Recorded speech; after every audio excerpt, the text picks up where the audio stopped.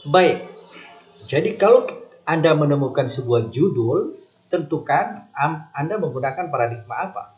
Pendekatannya apa, metodenya apa, teknik pengumpulan datanya apa, lalu teknik analisis datanya apa.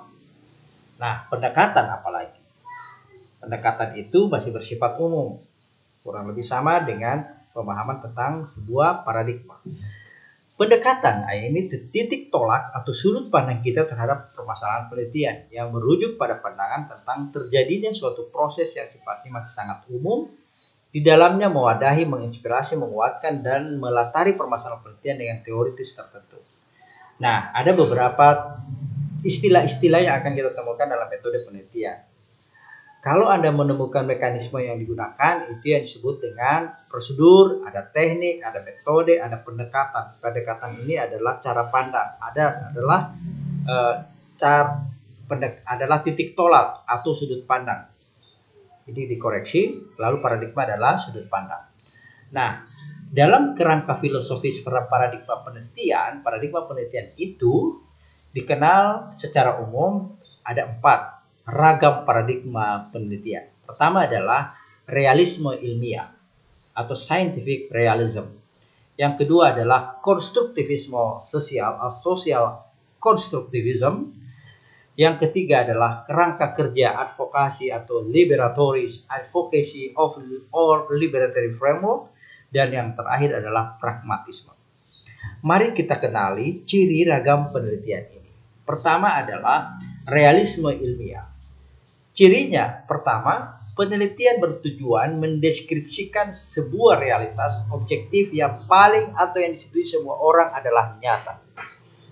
Jika Anda mendeskripsikan sebuah realitas objektif, itu adalah ciri dari penelitian realisme ilmiah. Pembelajaran daring di masa pandemi COVID-19 adalah sebuah realitas. Ciri yang kedua adalah latar dan masalahnya dapat diteliti dengan analisis bagian-bagian komponen secara empiris. Kehadiran COVID-19 yang kita tidak duga-duga, banyak sektor yang terdampak. Nah, sektor-sektor itu, pendidikan, kesehatan, pendidikan banyak lagi ragamnya, itu kita bisa lihat komponen-komponennya secara empiris. Bagaimana peran orang tua dalam pembelajaran daring mendampingi anak-anak, jadi contoh dari sebuah komponen yang empiris dalam paradigma realisme ilmiah. Ciri dari paradigma realisme ilmiah berikut adalah peneliti harus bebas nilai. Tentunya tidak sebebasnya. Nilai agama dan etika sebuah masyarakat harus diperhatikan dan dikecualikan dalam hal ini. Ketika Anda melihat bagaimana pembelajaran kesiapan sekolah dalam pembelajaran daring dan luring di masa pandemi COVID-19, Anda harus bebas nilai. Anda harus menentukan secara objektif. Ciri yang berikutnya adalah peneliti harus terpisah dari partisipan dan harus objektif. Anda tidak boleh menjadi bagian dari sekolah atau dari peserta didik atau orang tua ketika Anda melihat bagaimana efek pembelajaran daring di masa pandemi COVID-19 di sekolah tertentu. Sebab bisa saja penilaian Anda tidak akan objektif, tapi subjektif. Berikutnya adalah konstruktivisme sosial. Paradigma penelitian konstruktivisme sosial. Social constructivism. Cirinya adalah latar dan masalahnya harus dipahami sebagai keseluruhan yang kompleks. Ketika Anda memahami pembelajaran daring di masa pandemi COVID-19, Anda harus pahami secara kompleks, secara menyeluruh. Jika Anda pemahaman kita terhadap kompleksitas persoalan itu menyeluruh, itu merupakan ciri paradigma dari konstruktivisme sosial. Ciri yang berikut adalah peneliti harus secara terus-menerus berusaha keras menyadari dan mengontrol nilai-nilai mereka. Nilai-nilai yang berada di sekolah, di masyarakat, itu harus dipahami secara mendalam oleh seorang yang menganut paradigma penelitian konstruktivisme sosial. Demikian juga, ciri yang berikut, peneliti harus menjadi aktif terlibat. Kalau di penelitian realisme ilmiah, peneliti tidak terlibat dan terpisah dari objek, maka kebalikannya adalah konstruktivisme sosial. Seorang peneliti yang menganut paradigma konstruktivisme sosial, dia harus masuk menjadi aktif terlibat dengan partisipan untuk memahami pandangan-pandangan mereka. Jadi ketika banyak orang tua keberatan dengan pembelajaran daring yang cukup berkepanjangan, Anda harus menjadi bagian dari orang tua itu dan memahami kondisi mereka secara saksama. Peneliti harus menjadi aktif terlibat dengan partisipan. Kemudian ciri yang berikut adalah teori dan hipotesis dihasilkan selama pengumpulan data dan memperoleh makna melalui interaksi manusia. Jadi kehadiran teori dan hipotesis itu tidak berdiri sendiri, tapi selama proses pengumpulan data, Anda akan memahami makna teori dan hipotesis itu melalui interaksi manusia. Bisa saja teori itu bertolak belakang, atau teori itu beriringan, atau ada koreksi terhadap teori. Paradigma konstruktivisme sosial akan memberikan informasi yang baik tentang koreksi terhadap teori dan hipotesis yang Anda bangun pada awal proposal. Ini ciri secara keseluruhan.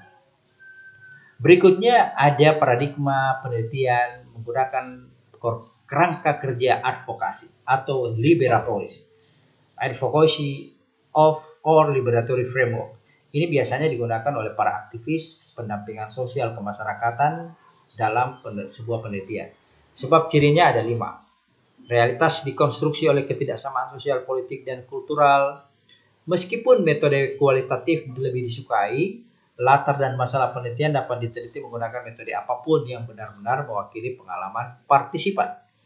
Peneliti harus didasarkan pada nilai-nilai dan harus memberdayakan kelompok marginal untuk meningkatkan taraf hidup mereka. Peneliti harus berkolaborasi sebagai partner yang setara. Ini kerja-kerja pendampingan NGO, LSM, dan kerja-kerja kemasyarakatan, kerja-kerja sosial. Teori dan hipotesis harus dapat menyediakan perencanaan tindakan untuk memperoleh kehidupan yang lebih baik. Ini ciri kerangka kerja advokasi paradigma. Kerangka kerja advokasi. Terakhir kita akan lihat ciri dari paradigma penelitian yang sifatnya pragmatisme atau pragmatism. Ciri pertama adalah realitas langsung pemecahan masalah harus menjadi fokus penelitian. Jika masalah pembelajaran daring adalah pada infrastruktur atau pada masalah kesiapan mental orang tua, maka fokus Anda terhadap kesiapan mentalitas orang tua itu secara langsung adalah menjadi ciri bahwa Anda sedang menggunakan paradigma pragmatisme.